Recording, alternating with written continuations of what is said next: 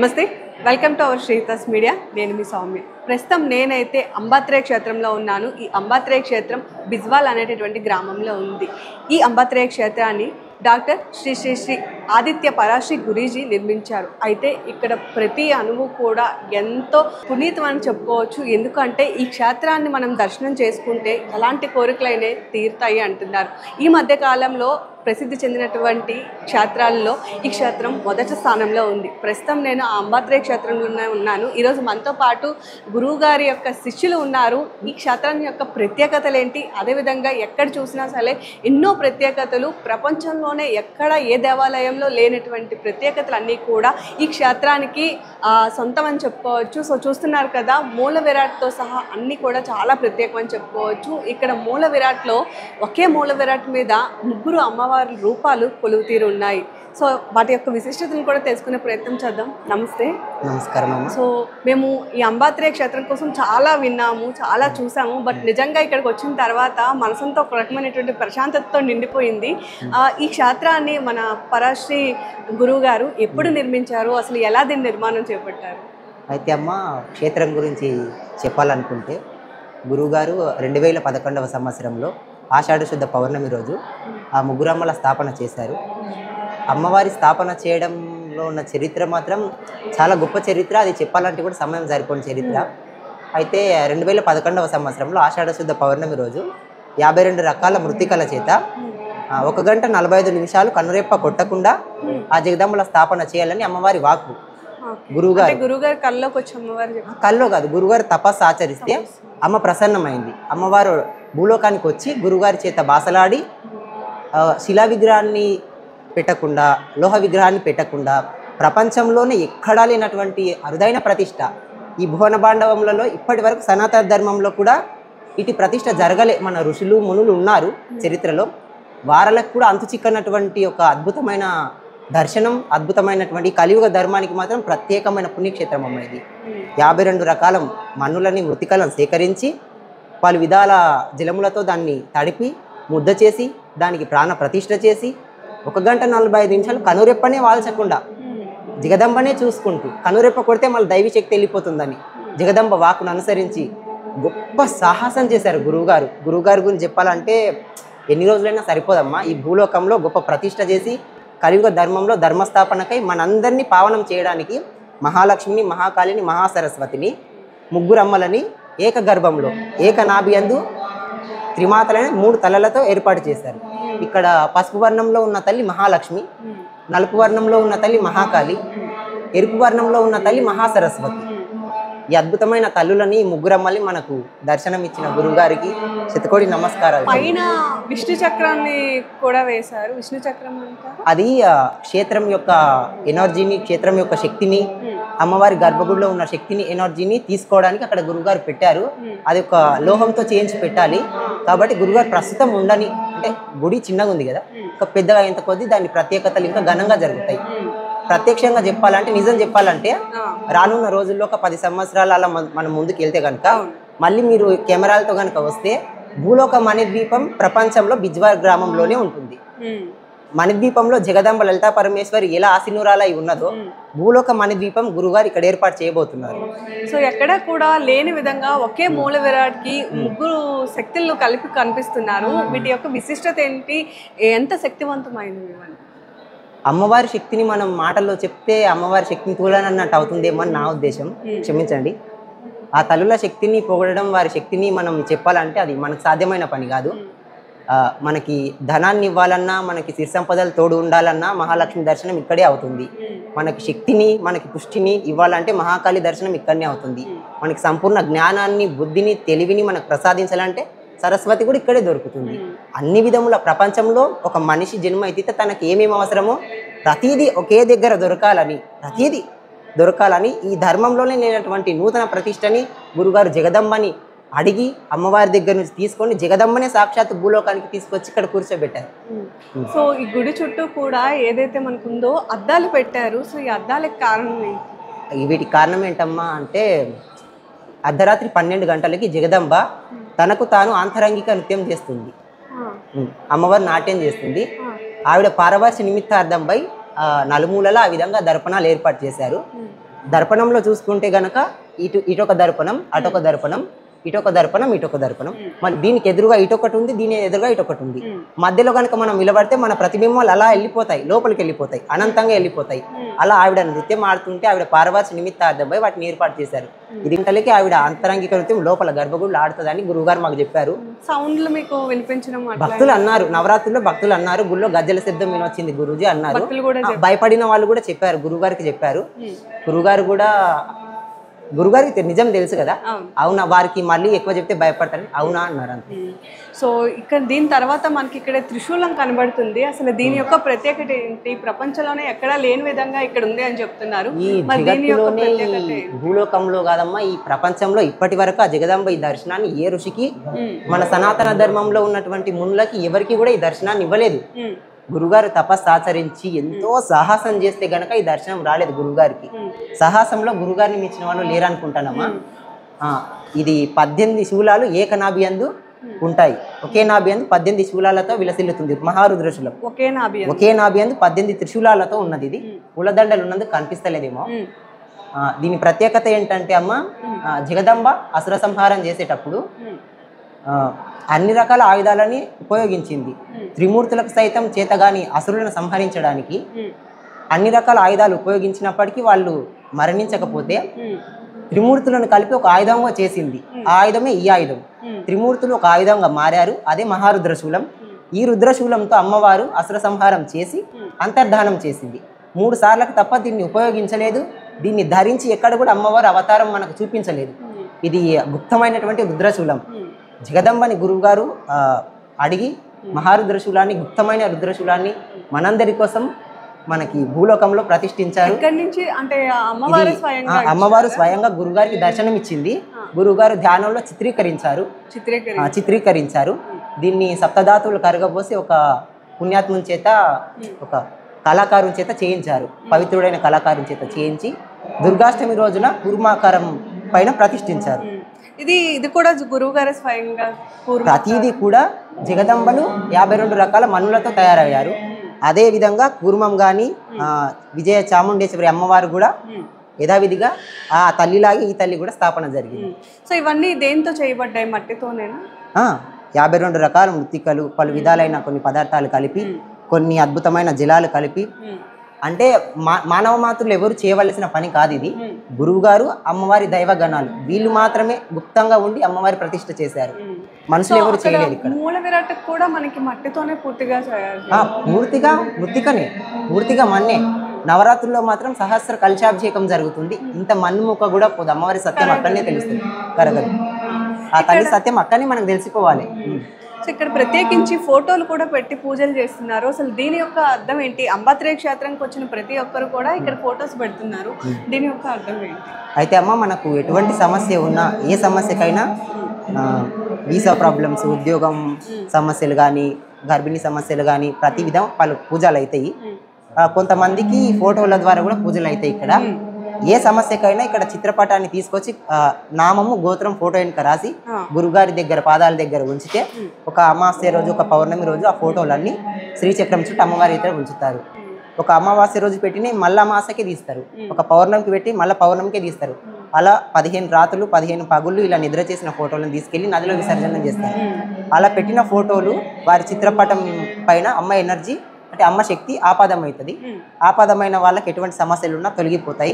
తొలగిపోయి వారు స్థిరంగా సుస్థిరంగా ఉంటారు. అంటే దీనికి ప్రత్యేకించి ఏమైనా ఖర్చు చేయాలా? డబ్బులు ఖర్చు ఏమీ లేదమ్మా. ఖర్చు అన్న పదానికి ఇక్కడ స్థానం లేదనుకుంటా. ఖర్చు ఏమీ ఉండదు. కావాలంటే భక్తుల్ని కూడా మీరు అడిగి తెలుసుకోవచ్చు. ఏ సమస్యకైనా పరిష్కారం ఆ ఫోటో వెనుక గోత్రము, నామం. గోత్రం నామంతో అద్భుతంగా పూజలు అవుతాయి అమ్మ. ఇక్కడ వేరే సామాగ్రి అని ఎక్కడెక్కడో ఎలా ఉంటుంది. అంబాత్రేయ క్షేత్రంలో మాత్రం ఈ గోత్రము, నామంతో అద్భుతమైన పూజలు, అద్భుతమైన ఫలితాలు గురువుగారు మనకి ఇస్తారు. సో ఇంకా చాలా ప్రత్యేకతలు ఉన్నాయి, చూద్దాము. దానికి వెళ్ళే ముందు గురువుగారు ఏవైతే మన యొక్క నుదుటి గీతలు ఉంటాయో వాటిని చూసి మన యొక్క కష్టాలను కూడా చెప్తారు అని మేము చాలా విన్నాము. సో మీరేమంటారు? అది సత్యమే అమ్మ. బ్రహ్మ తన చేతి వేళ్లతో రాత రాస్తే గురువు తన కాలి వేళ్లతో తుడుస్తాడంట, పెద్దలని మాట. ఆ గురువు తన కాలి వేళ్ళతో తూర్చి మళ్ళీ నూతనంగా కూడా రాయగలిగే సంపూర్ణ శక్తి గురువుకు తప్ప ఎవరికీ లేదు. అటు గురువు మనకు ఉన్నారు ఇక్కడ. భక్తులు కూడా చాలా మంది ఉన్నారు, చాలా దూరం నుంచి కూడా వస్తున్నారు దర్శనార్థం. అవునమ్మా. సో వాళ్ళ యొక్క కోరికలు తీరుతున్నాయి అంటారా? అసలు ఇక్కడికి ఎలాంటి సమస్యలతో ఉన్న వాళ్ళు రావాలి? తీరితేనే కదా తల్లి భక్తులు పెరుగుతున్నారు. తప్పకుండా తీరుతాయి. తీరవన్న సమస్య ఏది లేదు. భక్తుల్ని కూడా అడగొచ్చు మీరు. ప్రతి సమస్యకి పరిష్కారం ఉంటుంది. ముఖ్యంగా అమ్మవారు సంతానం కళ్యాణం కోసం మాత్రం అద్భుతంగా ఫలితాలు ఇస్తుంది. చాలా సంతానం కళ్యాణం మంగళవారం పూజలు ఎక్కువ అవే ఉంటాయి ఇక్కడ. చాలా అద్భుతంగా ఉంటుంది అమ్మవారు. సో మన మనసులో కోరికలన్నీ కూడా ఏవైతే ఉంటాయో వాటిని చెప్పుకుంటే తల్లి ముందు, ఆ గురువు గారి ముందు తీరుతాయి అంటారు. అమ్మకి చెప్తే గురుగారికి చెప్పినట్లే. అమ్మకి మనం ఏం చెప్పినా గురుగారికి తెలిసిపోతుంది. భక్తులేమో గురుగారి మీద పడి గురుగారిని సతాయిస్తారు, బాగా చాలా ఇబ్బంది పెడతారు. 4-5 వేల మందికి ఒక్కరే చెప్పాలంటే సాధ్యం కాదు కదా తల్లి. భక్తులు కూడా అర్థం చేసుకోవాలి. కొంచెం భక్తులు కూడా అర్థం చేసుకొని అమ్మకు చెప్పుకోవాలి. గురువుగారి మీద పడి ఆయన ఇబ్బంది పెట్టడం కూడా అంత మంచిది కాదని. మీరు నిత్యం గురువు గారితోనే ఉంటారు కదా, సో గురువు గారి యొక్క శక్తి సామర్థ్యాలు మీకంటే ఎవరికి ఎక్కువ తెలియవు అనుకోవచ్చు. సో అంత శక్తి సామర్థ్యాలు మీ పక్కనే ఉంటారు, ఎలా అనిపిస్తుంది? అంటే నేను వచ్చి 3 సంవత్సరాలు అయింది తల్లి. ఇక్కడ అన్నవాళ్ళు కొన్ని సంవత్సరాల స్వామితో చిన్నతనం నుంచి కూడా ఉన్న వాళ్ళు ఉన్నారు. నేను ఈ మధ్య కాలంలో వచ్చిన ఇంత జ్ఞానం ఆర్జించానంటే చూడండి వాళ్ళు ఇంకెంత తెలిసి ఉంటుందో. నాకు తెలిసింది మాత్రమే చెప్తున్నాను. సో ఇంకా ఉన్నాయి కదా, మనం ఒకసారి ఇంకా దర్శనాలు చాలా ఉన్నాయమ్మా. ఈ ప్రతి క్షేత్రానికి కూడా క్షేత్ర పాలకుడు, క్షేత్రపాలిని ఉంటారు. సో దీన్ని క్షేత్రపాలనగా కూడా చెప్తున్నారు. దీని యొక్క ప్రత్యేకత ఏంటి అంటే ఇప్పుడు మణిద్వీపంలో ఉన్న లలితా పరమేశ్వరికి వారాహి అమ్మవారు సోల్జర్ గా ఉంటది. ఇక్కడ ఉన్నటువంటి అంబాత్రయాదేవికి క్షేత్రపాలినిగా విజయ చాముండేశ్వరి ప్రొటెక్షన్ అమ్మవారికి. మూల విరాట్ అక్కడ ఉంటుంది, క్షేత్రపాలిని ఇక్కడ ఉంటుంది. సో ఇది క్షేత్రపాలినిగా భక్తులు అక్కడ నుంచి సరాసరి గర్భగుడిలోకి వెళ్ళకన్నా ముందు ఇక్కడ వచ్చేసరికి ఈవిడని చూస్తారు. ఈవిడ కళ్ళని చూసి ఈవిడ రూపాన్ని చూసేసరికి వాళ్ళలో ఉన్నటువంటి దోషాలు, పాపాలు, కర్మలు ప్రతిదీ కూడా తల్లి లాగేసుకుంటుంది. ఆమె కాళ్ళ కిందికి లాగేసుకున్న తర్వాత వాళ్ళు ఇక్కడికే పవిత్రం అయిపోతారు. కాస్త ముందుకెళ్ళి పవిత్రమైన దేహంతో అమ్మకు నమస్కారం చేస్తారు. ఎంత అద్భుతంగా గురుగారు స్థాపన చేశారు చూడు. రావడం, పవిత్రం అవ్వడం, అమ్మ దర్శనం చేసుకోవడం, మళ్ళీ రావడం, చాలా అద్భుతమైన ప్రతిష్టలు తల్లి. ఇవి మనం మాటల్లో చెప్తే సాధ్యం కాని పని. చాలా గొప్ప ప్రతిష్టలు ఉన్నాయి. ఇంకా బయట కూడా చాలా ఉన్నాయి. అఖండ జ్యోతి కూడా ఉంది. దీని యొక్క ప్రత్యేకత ఏంటి అంటే అమ్మ జగదంబల యొక్క ప్రతిష్ట జరిగిన ఉత్తర క్షణమే సూర్యకిరణాలతో 10 అఖండ జ్యోతులు వెలిగించాలని జగదంబ వాక్కు. దీనికోసం గొప్ప సాహసం చేసి మానవ మాతృలకి సాధ్యం కానటువంటి సాహసం చేసి ఎంతో శ్రమతో గురుగారి 10 అఖండ జ్యోతులు కృత్రిమంగా అగ్ని రాల్చకుండా సత్యంగా సూర్యకిరణాల చేతనే అఖండ జ్యోతులు వెలగాలి. అంటే బేసిక్ గా మనం రాయి చేస్తే జ్యోతులు వెలిగితే అది కృత్రిమంగా డైరెక్ట్ సూర్యకాంతితోనే అఖండ జ్యోతులు వెలగాలి. అది సత్య అఖండ జ్యోతులు. గొప్ప సాహసం చేసి అమ్మ స్థాపన అయిన ఉత్తర క్షణమే గురుగారు 2011వ సంవత్సరంలో ఈ అఖండ జ్యోతులు కూడా వెలిగించారు. ఇదే గుడిలో ఇదే స్థలంలో వెలిగించారు, గర్భగుడిలో. అప్పటి నుంచి ఇప్పటి వరకు అఖండ జ్యోతులు నిరంతరాయంగా వెలుగుతూనే ఉన్నాయి. ఏ రోజు కూడా 2011వ సంవత్సరం నుంచి నేటి వరకు ఇంకా లెక్క పెట్టుకోవచ్చు. కంటిన్యూగా నిరంతరంగా వెలుగుతూనే ఉన్నాయి. ఏ రోజు కూడా కొండెక్కలేదు, జారిపోలేదు. దాదాపు 14-15 సంవత్సరాలు అవుతుంది. ఇంకా అప్పటి నుంచి వెలుగుతూనే ఉన్నాయి అఖండ జ్యోతులు. వీటికి సంరక్షకులు, పూజారులు ఉంటారు. వాటిని చూసుకుంటూ దాని చుట్టూ శుచి శుభ్రత చూసుకుంటూ ఉంటారు. అసలు ఇదంతా నమ్మశక్యంగా లేదు, కానీ నమ్మాలి. ఈ మన సనాతన ధర్మంలో మన ఋషులు, మన మునులు ఉన్నారు కదా తల్లి, వారికి మించినటువంటి నూతన దర్శనాలని మనకు ఇక్కడ దొరుకుతున్నాయి. ఈ అమ్మవార్ల స్థాపన కానీ, ఆ క్షేత్రపాలిని స్థాపన కానీ, ఆ మహారుద్రశుల స్థాపన కానీ, 10 అఖండ జ్యోతులు సూర్యకాంతులతో వెలిగించడం కానీ, ఆ కుర్మాకార కోనేరు కానీ, ఆ వృక్షాలు కానీ, ఆ యాగశాల కానీ, ప్రతి ఎక్స్పెరిమెంట్ కూడా ఒక మహా అద్భుతం. ఇది గురువుగారు ప్రతిదీ కూడా మన కోసమే దర్శించారు తల్లి. ఆ జగదంబల గురించి గనక ఏమైనా చెప్పవలసి వస్తే గనక, ఈ భూలోకంలో వెలిసినటువంటి మణిద్వీపంలో వెలిసిన మహాలక్ష్మి, మహాకాళి, మహాసరస్వతి స్వరూపకంగా లలితా పరమేశ్వరియే ఈ బిజ్వార గ్రామంలో నెలకొని ఈ బిజ్వార గ్రామాన్ని పవిత్రం చేసి ఇక్కడ వచ్చిన ప్రతి ఎల్ల జనులను కాపాడుతూ గురుగారి రూపకంగా మనకి దర్శనం ఇస్తుందని నేను నమ్ముతాను. సో ఈ ధ్వజస్తంభం యొక్క ప్రత్యేకత ఏంటి ఇక్కడ అంటే అమ్మ ప్రతి ఆలయంలో కానీ లోహంతో కానీ రాతితో కానీ ఉంటాయి, కానీ అది పద్ధతి కాదు. ఆలయ ధర్మాన్ని అనుసరించి ఆలయ ధర్మానికి అనుసరంగా ఉన్న కాస్త దూరంలో ధ్వజస్తంభాన్ని ఏర్పాటు చేస్తారు. ధ్వజస్తంభం అంటే కనుక కర్రతోనే ధర్మంగా ఉండాలి మన సనాతన ధర్మం ప్రకారం. ధ్వజం అంటే జెండా, స్తంభం అంటే కర్రగా అలా పెట్టాలి. గురువుగారు ఇక్కడ కర్రకి ఆ జెండా గుర్తుని అలా అలంకరించి దర్భాలతో ఇలా అలంకరించి పెట్టారు. దీని ప్రత్యేకత అంటే ఎప్పటికీ ఇలాగే ఉంటుందా ఫ్యూచర్ లో కూడా దీనికి మీరు ఫ్యూచర్ లో దీన్ని మార్చే అవకాశం ఉన్నది తల్లి. మన ధర్మానుసారంగానే కదా లోహంతో తయారు చేస్తారు. ఇక్కడ ఈ క్షేత్రంలో ఆడంబరాలు అలంకరణలు అంటే ఆకర్షణీయంగా జనాలని ఏదో ఇచ్చేయాలనేటువంటి ఏది ఉండదు. స్థాపనలు కానీ ధ్వజస్తంభం కానీ ధర్మానుసారంగానే ఉండాలి. నూతన అలంకరణలు ఇక్కడ గురువుగారు ఉపయోగించరు. కర్రను అలా పెట్టి దానికి జెండా గుర్తును పెట్టి దానికి సంవత్సరం జెండాను మారుస్తూ ఉంటారు. మారుస్తూ దీన్ని కూడా అలంకరిస్తూ ధ్వజస్తంభాన్ని ఆలయానికి సమీపమైన ఎంత దూరంలో దాన్ని ప్రతిష్ఠించాలో అంతే దూరంలో ప్రతిష్ఠించారు. సో ఇక్కడ దీంతో పాటుగా మనకు అక్కడ ఇంకోటి కూడా కనిపిస్తుంది, యాగశాల. సో దాని యొక్క ప్రత్యేకత ఏంటి? ఆ యాగశాలను ఏమైనా ప్రత్యేకంగా నిర్మించారా?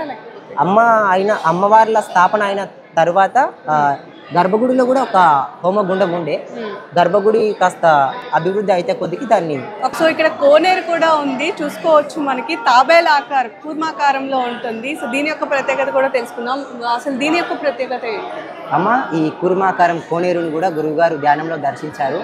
క్షేత్రంలో ప్రతిదీ కూడా సెల్ఫ్ గా డిజైన్ చేసింది ఏదీ లేదు. గురుగారు ధ్యానంలో దర్శించడం, తపస్సు ఆచరించడం, అమ్మ ప్రసన్నురాలై అద్భుతమైన దర్శనాలు ఇవ్వడం. ఈ దర్శనం వెనుక ఉన్న కారణం ఏంటంటే పీఠానికి వచ్చే ప్రతి భక్తులు కూడా 7 సప్త జీవనదుల జలాలతో పావనులు కావాలన్న కాన్సెప్ట్ తోని గురుగారు సప్త జీవనదులతోని కూర్మాకార కోనేరుని ప్రతిష్ఠించారు. ఇక్కడికి వచ్చిన ప్రతి ఒక్కరు కూడా ఇట్లా ప్రతి వాళ్ళు ప్రోక్షణ 3 సార్లు చేసుకుంటారు తల్లిలా. ప్రోక్షణ చేసుకొని ప్రతి భక్తుడు పావనం అవ్వాలని 7 జీవనదుల జలములతో ప్రతిష్ఠించారు గురువుగారు అమ్మవారిని అడిగి. ఇక్కడ ఉండేటటువంటి నీరు ఎలా తల్లి?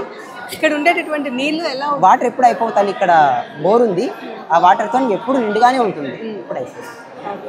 సో ఫస్ట్ వచ్చిన వాళ్ళు ఇక్కడ మోక్షం చేసుకుని తర్వాత దర్శనానికి వెళ్ళాలి. ప్రోక్షణ చేసుకుంటే వాళ్ళకున్న సర్వ దోష నివారణ జరుగుతుంది. ఈ ప్రోక్షణతోనే 7 జీవనదుల జలాలు ఇక్కడ తప్ప ఎక్కడా దొరకాయి. ఈ ప్రపంచంలో 7 జీవనదులతో ప్రతిష్ఠింపబడినటువంటి కూర్మాకార కోనేరు అంబాత్రేయ క్షేత్రంలో తప్ప ఎక్కడా లేదు. ఈ 7 నదులకు సంబంధించినటువంటి జలాలను కూడా ఏకకాలంలో తీసుకొచ్చి గురుగారి స్థాపన చేశారు తీసుకొచ్చి. సో అక్కడ ప్రతిష్ఠించింది కూడా ఏకకాలంలో ఏక నక్షత్రం ఏదో అన్నారు.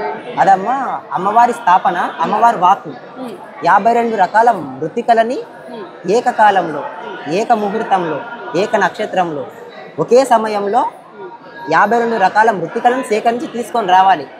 అవి కూడా దక్షిణాభిముఖంగా ప్రయాణిస్తున్న నాగపాము జాడల మన్ను, నెమలి గుడ్లు పెట్టిన స్థలం మన్ను, 1000 సంవత్సరాలు ఉన్న మర్రి చెట్టు వేర్ల దగ్గర ఉన్న మన్ను, 100 సంవత్సరాలు ఉన్న రావి చెట్టు దగ్గర మన్ను, నెమలి గుడ్లు పెట్టిన స్థలం మన్ను, ఆగమశాస్త్ర పండితుల వాకిలి మన్ను, పలు విధాలైన పుట్ట మన్నులు, అంటే ఇంకా చాలా ఉన్నాయి. ఇన్ని రకాల మన్నులు ఒకే సమయంలో తీసుకురావాలని అమ్మవారి వాక్కు. ఇది మానవ మాత్రం చేసే పని కాదు. సాక్షాత్తు అమ్మవారు తన దైవగణాలని భూలోకంలోకి పంపించి గురువుగారితో చేపించింది అంటారు. మొత్తం తిరిగి తీసుకొని వచ్చి స్థాపన చేయించుకుంది. ఇది అద్భుతం. ఇక్కడ చూస్తూనే ఉండిపోతాం. ముగ్గురమ్మల్ని చూస్తే కనుక అలంకరణ కూడా గురుగారు తప్ప ఎవరు చేయరు. ఆ కళ్ళు కూడా చూస్తే ఎంత కాంతివంతంగా కనబడుతుంది. అంతే తల్లి, జగదమ్మని గురుగారు తప్ప ఎవరు తాకరు, ఎవరు అలంకరణ చెయ్యరు. గురుగారికి సాధ్యం. నిత్యం గురువుగారు మాత్రమే ప్రతిదీ గురుగారి అలంకరణ చేస్తారు తల్లి. ఈ దర్శనం కూడా భక్తుల కోసం. ఇక్కడ ప్రతి ఒక్క ఎక్స్పెరిమెంట్ కూడా భక్తుల కోసం తప్ప వేరే దానికోసం కాదు. ప్రతిదీ భక్తులకే పాటుపడ్డారు. ఇంత మహిమగల క్షేత్రం బిజ్వార్ అనేటటువంటి ఒక మారుమూల గ్రామంలో ఉంది. అంటే ఎందుకు ఇక్కడే స్థాపించారు దీన్ని? అద్భుతాలు ఎక్కడైతే తల్లి, గొప్ప గొప్ప అద్భుతాలన్నీ మారుమూల గ్రామాల్లోనే జరుగుతాయి. కాబట్టి ఇంత మారుమూల గ్రామంలో గురుగారు జన్మించడం ఈ ఊరు చేసుకున్న అదృష్టం. ఈ ఊరు ప్రజలు సొంత గ్రామం కాబట్టి ఇక్కడే సొంత గ్రామం. ఇక్కడ అమ్మవారి కళలో వచ్చి ఇక్కడే నిర్మించాలని ఏమైనా చెప్పారు? లేదు తల్లి, స్వగ్రామంలో వాళ్ళ గురువుగారు సంత్ రాజారాం కైకాడి మహారాజు గారు గురువుగారు ఆ పండరీపుర క్షేత్రంలో ఉన్నప్పుడు ఒక నెల రోజులు అక్కడ ఉన్న తర్వాత కైకాడి మహారాజు గురువు గారు స్వగ్రామంలో చేయవలసిన అద్భుతాలు ఉన్నాయి నాయన, మీరు వెళ్ళండి, వెళ్ళి మీ స్వగ్రామంలో గొప్ప గొప్ప కైకర్యాలు చేయాలి అని బలవంతంగా పంపించారంట. గురువుగారికి ఏమి ఇష్టం అంటే గురుసేవలోని జన్మ తరించాలని గురువుగారి కాన్సెప్ట్. కానీ కైకాడి మహారాజ్ గురువు గారు ఈ బిజ్వార్ అనే గ్రామానికి పంపించడం, ఇటువంటి అద్భుతమైన అంబాత్రేయ క్షేత్రం నెలకొనడం ఇది గురువుగారికే తెలుసు తల్లి. మనం ఎక్కడికి వెళ్ళినా సరే ఫస్ట్ గుడి లోపలికి ఎంటర్ అవ్వగానే ధ్వజస్తంభం అనేటటువంటిది మనకి దర్శనం ఇస్తుంది. కానీ ఇక్కడ ధ్వజస్తంభం ఉంటుంది. ఇక్కడ 12 రాసుల అనుగ్రహాల కొరకు మనకు భక్తులకున్న గ్రహ దోషాలు, గ్రహ పీడలు, ఇంకా ఎటువంటి పాప కర్మలైనటువంటి ఏమైనా సమస్యలు ఉంటే ఈ చెట్ల చుట్టూ ప్రదక్షిణ చేస్తారు. చేసిన తరుణమే ఆ సమస్యలు ఇక్కడ కాస్త నివారణ జరుగుతాయి, ఆ ప్రోక్షణలో కాస్త నివారణ జరుగుతాయి, ఆ జగదంబను క్షేత్రపాలించడంలో సగం నివారణ అవుతాయి. అంత పావనమైన తర్వాత జగదంబ దర్శనం జరుగుతుంది. సో ఇక్కడ క్షేత్ర పాలకుడు అని చెప్పుకోవచ్చు. సో ఈ 12 రాసుల యొక్క అనుగ్రహం కొరకు ఏమేమి ఇక్కడ నాటారు అంటే చాలా రకాల 12 చెట్లు ఉన్నాయని చెప్పారు. 12 రకాల చెట్లు ఉన్నాయి తల్లి. ఇంకా జమ్మి చెట్టు, రావి చెట్టు, మర్రి చెట్టు, ఇంకా ఉసిరి చెట్టు ఉంది. ఇంకా శాస్త్రపరంగా వచ్చినటువంటి 12 రకాల చెట్లు ఉన్నాయి. ఇప్పుడు చూడాలంటే కొంత సమయం పడుతుంది మనం చూడాలంటే. ఇది 12 రకాల చెట్లు ఒకే దగ్గర నాటడం కల్పవృక్షంతో సమానం అని అమ్మవారి వాక్కు. కల్పవృక్షం ఇక్కడ చూడాలంటే అది ఇక్కడనే సాధ్యం అవుతుంది. సో దానిలో భాగంగా కల్పవృక్ష స్థాపన ఇక్కడ గురువుగారు చేశారు. ప్రతిదీ కూడా జగదంబ దర్శనం గురువుగారు చేయడం.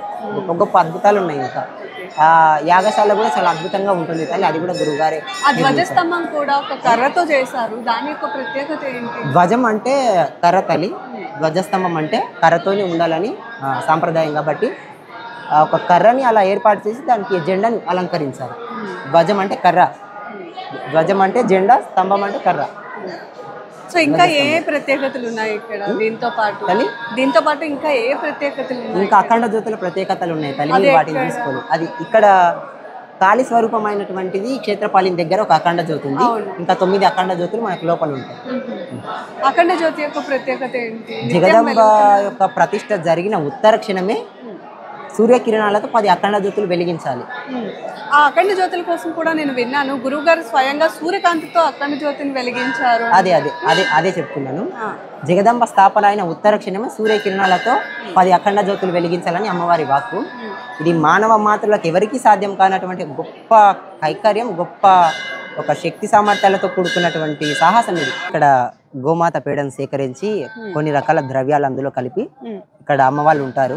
గురుగారు వాళ్ళకి కూలిపెట్టి చేయిస్తారు.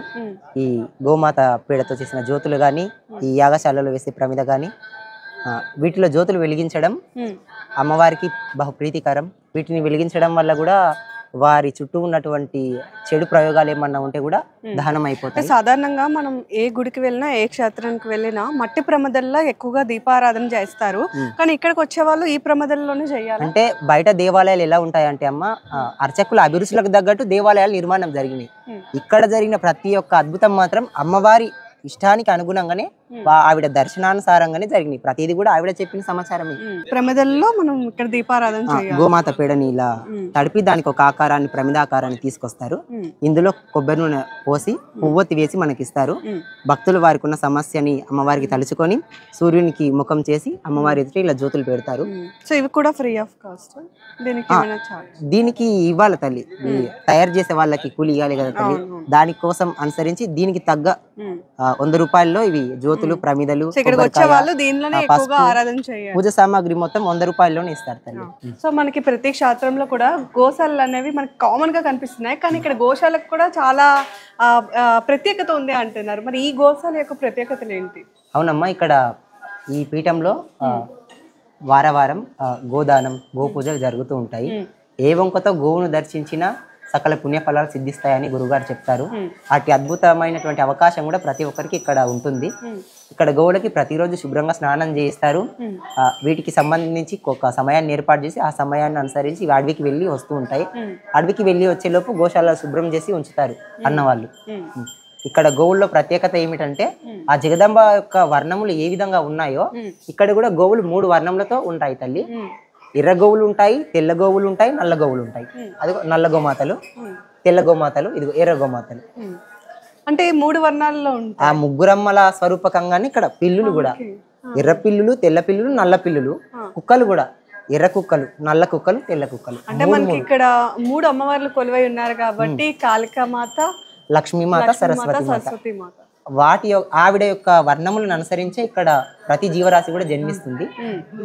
ఈ జీవరాశులకు ఈ వర్ణములు రావడంలో కూడా మహా అద్భుతం ఉంది, చాలా గొప్ప అద్భుతం ఉంది. అదేంటి ఏంటంటే, గురువుగారు ఒకసారి యాగం చేసిన తర్వాత యథావిధిగా అమ్మవారి ఆలయం క్లోజ్ చేసి బయటికి వచ్చారంట. యాగం చేసిన తర్వాత తెల్లారేసరికి అది కాస్త చల్లారిన తర్వాత ఒక పిల్లి అందులోకి ప్రవేశించి కాస్త బూడిదని కాస్త చదును చేసుకొని అందులో 3 పిల్లల్ని పెట్టింది. ఒక పిల్లి. ఆ పిల్లిని గురువుగారికి ఒక భక్తుడు ఇచ్చి వెళ్ళాడు. అది దాని ధర్మాన్ని అనుసరించి కాస్త గర్భాన్ని దాల్చింది. వచ్చి జగదంబ యొక్క సాన్నిధ్యంలో ఆవిడ ఎదురుగా హోమగుండం ఉండే తల్లి ముందు ఆవిడ ఎదురుగానే ఉండే. ఆ హోమగుండాన్ని చదును చేసి అద్భుతం ముద్దుగా చేసుకొని అందుట్లో కూర్చొని 3 పిల్లల్ని పెట్టింది. అది పిల్లల్ని పెట్టింది 3 పెట్టింది, 3 వర్ణములతోనే పెట్టింది. పుట్టడమే 3 రంగులతో పిల్లలు పుట్టడం 3 పుట్టినాయి. 4, 5 కూడా తీస్తాయి పిల్లలు, 2 కూడా తీస్తాయి. కానీ ఇక్కడ 3 పెట్టింది, 3 వర్ణములతోనే పెట్టింది. ఎర్రగా, నల్లగా, తెల్లగా. ఆ జగదంబల యొక్క స్వరూపకంగానే చిన్న చిన్న పిల్లులు ఉన్నాయి అక్కడ. గురుగారు వెళ్ళి చూసి ఆశ్చర్యపోయారంట. తర్వాత జగదంబని అడగగా, నేను ఈ పీఠంలో కొలువుదీరి ఉన్నానని ఈ మూగ జీవరాశులపై ఆవరించి ప్రత్యక్షంగా జీవరాశుల రూపంలో నేను మీకు దర్శనం ఇస్తున్నాను భక్తులందరికీ అని అమ్మ వాకిచ్చిందంట గురువుగారు. ఇంత అద్భుతమైన క్షేత్రం, ఇంత పుణ్యక్షేత్రం, ఇంత సత్య దర్శనాలు ఇక్కడ తప్ప ఎక్కడ ఉన్నాయనుకుంటాను తల్లి నేనైతే. So thank you so much అండి. చాలా చక్కగా మాకు ఈ క్షేత్రానికి సంబంధించిన ప్రతి అణువు, ప్రతి ప్రత్యేకతని వివరించారు. సో ధన్యవాదాలు. అమ్మ, నేను చెప్పింది కొంచెమే ఉంది, చాలా తక్కువ అంటే తక్కువ చెప్పాను. ఇంకా చాలా ఉంది క్షేత్రంలో అద్భుతాలు, ఇంకా దర్శనాలు, గర్భగుడి. ఎక్కడెక్కడి నుంచో ఇక్కడికి వస్తున్నారు కదా, సో వాళ్ళు రావాలి అంటే నిత్యం గురువు గారు అందుబాటులో ఉంటారు? లేదు తల్లి, ప్రతి గురువులు ఏంటంటే వారి యొక్క స్వలాభం కొరకు ఎప్పుడు పడితే అప్పుడు చెప్తారు. అమ్మవారి వాక్కును అనుసరించి గురువుగారు శుక్రవారం, మంగళవారం, అమావాస్య, పౌర్ణమి తప్ప భక్తులను ఎప్పుడూ చూడరు, మాట్లాడరు, పలకరించరు.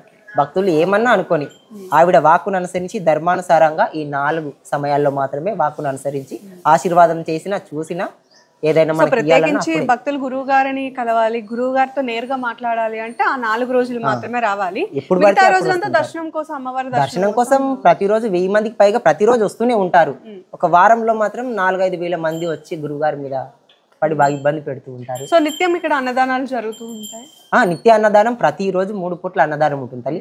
పొద్దున టిఫిన్ ఇస్తారు, చాయ్ ఇస్తారు, మధ్యాహ్నం అన్నం, కూరలు ఉంటాయి. ప్రతిరోజు వెరైటీ కూరలు ఉంటాయి, ఒకే కూర చేయరు ఇక్కడ. భక్తులకు మాత్రం ప్రతి వసతులు, ప్రతి సదుపాయాలు చాలా అద్భుతంగా ఉంటాయి అంబాత్రేయ క్షేత్రంలో. ప్రతి ఒక్కరికి స్వేచ్ఛ ఉంది ఇక్కడ, స్వతంత్రంగా మా పుట్టినిల్లు అన్న భావనతోనే ప్రతి వాళ్ళు కలిసిపోయి బాగా మాట్లాడుతూ మంచిగా ఉంటారు. ఓకే అమ్మ, చాలా సంతోషం. సో చూసారు కదా, ఇది అంబాత్రేయ క్షేత్రం యొక్క ప్రత్యేకత అన్నమాట. ఈ క్షేత్రం మొత్తం కూడా ఎన్నో అద్భుతాలు ఉన్నాయని చెప్పుకోవచ్చు. ప్రతి అణువు కూడా భక్తితో ఇక్కడికి రావాలే కానీ మనశ్శాంతిని, అదేవిధంగా భక్తులకి మోక్షాన్ని కూడా కలిగిస్తుందని చెప్పుకోవచ్చు.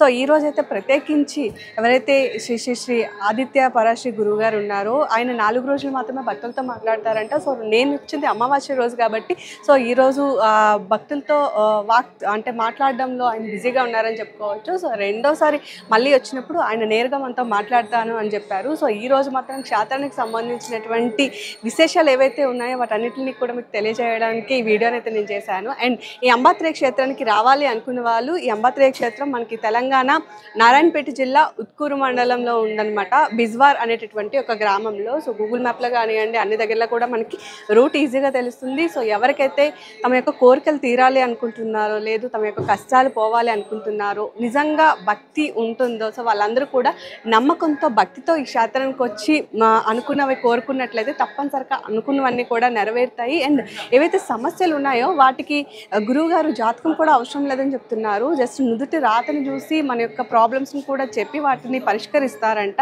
సో ఎవరైతే దర్శించుకోవాలి అనుకుంటున్నారో వాళ్ళందరూ కూడా సో తప్పనిసరిగా ఈ క్షేత్రాన్ని దర్శించండి.